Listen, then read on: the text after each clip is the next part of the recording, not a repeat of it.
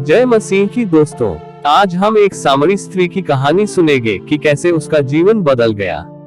अगर कहानी आपको अच्छी लगे तो वीडियो को एक लाइक जरूर करें। तो चलिए कहानी को शुरू करते हैं। दोपहर के 12 बजे थे जब गांव की बाकी औरतें अपने घरों के ठंडे कोनों में आराम कर रही होती थी, वहीं वो औरत घर से बाहर निकली। वह भीड़ से नहीं बल्कि उन नजरों से बच रही थी जो उसे पापिनी और कलंकित कहती थी, क्योंकि वह 5 पति कर चुकी थी और जिस छठे के साथ वह रह रही थी वह भी उसका अपना नहीं था। वह सामरी स्त्री थी, समाज की नजरों में एक अधूरा किस्सा, एक सूखी हुई नदी की तरह। वह स्त्री कुएं के पास पहुंचती है। वहां एक थका हुआ यात्री बैठा था। वो और कोई नहीं बल्कि यीशु मसीह था। वह उसे देखती है और अपनी आंखें झुका लेती है। यीशु ने कहा, क्या तुम मुझे थोड़ा पानी पिलाओगी? महिला चौंक जाती है। वह रुकती है क्योंकि उस समय यहूदी और सामरी आपस में बात नहीं करते थे। उस स्त्री ने कहा, आप यहूदी होकर मुझसे, एक सामरी स्त्री से पानी मांग रहे हैं।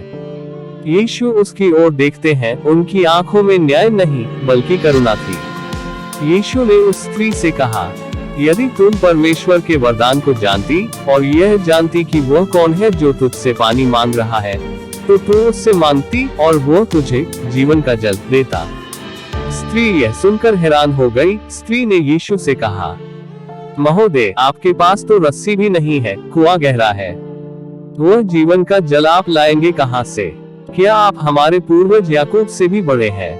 यीशु ने कहा, जो कोई इस कुएं का पानी पिएगा वह फिर प्यासा होगा, पर जो कोई वह पानी पिएगा जो मैं उसे दूंगा वह फिर कभी प्यासा न होगा, बल्कि वह उसके भीतर एक सोता बन जाएगा जो अनंत जीवन के लिए उमड़ता रहेगा। स्त्री का हृदय धड़कने लगता है। उसे लगता है कि कोई उसकी आत्मा की गहराई को पढ़ रहा है। स्त्री ने कहा, प्रभु, मुझे वह पानी दे दीजिए ताकि मैं फिर कभी प्यासी न हूँ और न मुझे यहाँ पानी भरने आना पड़े। यीशु ने गंभीरता से कहा, जा अपने पति को यहाँ बुला ला।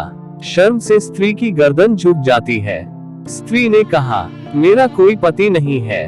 तूने ठीक कहा, क्योंकि तू 5 पति कर चुकी है और जिसके साथ अब तू है वह भी तेरा पति नहीं है। आंखों में आंसू पर चेहरे पर एक अजीब सी राहत। सालों से छिपाया गया सच आज रोशनी में था, लेकिन कोई उसे पत्थर नहीं मार रहा था। पहली बार किसी ने उसे उसकी गलतियों के साथ देखा था, फिर भी उसे ठुकराया नहीं। उसे समझ आया कि वह किसी साधारण भविष्यवक्ता से नहीं बल्कि उस मसीहा से बात कर रही है जिसका इंतजार सदियों से था। स्त्री ने कहा, मैं जानती हूँ कि मसीहा आने वाला है। यीशु ने कहा, मैं जो तुझसे बोल रहा हूँ वही हूँ। तभी चेले वापस आते हैं। स्त्री अपना घड़ा वहीं छोड़ देती है, वह घड़ा जो उसकी रोज की जरूरत और बोझ का प्रतीक था।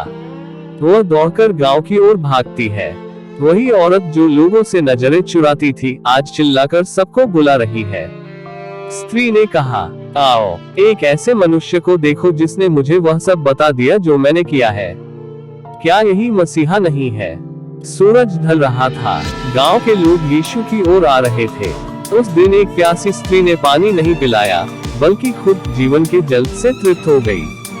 उसने अपना मिट्टी का घड़ा छोड़ दिया क्योंकि उसे जीवन का जल मिल गया था। दोस्तों, क्या आप भी अपनी किसी प्यास से थक चुके हैं?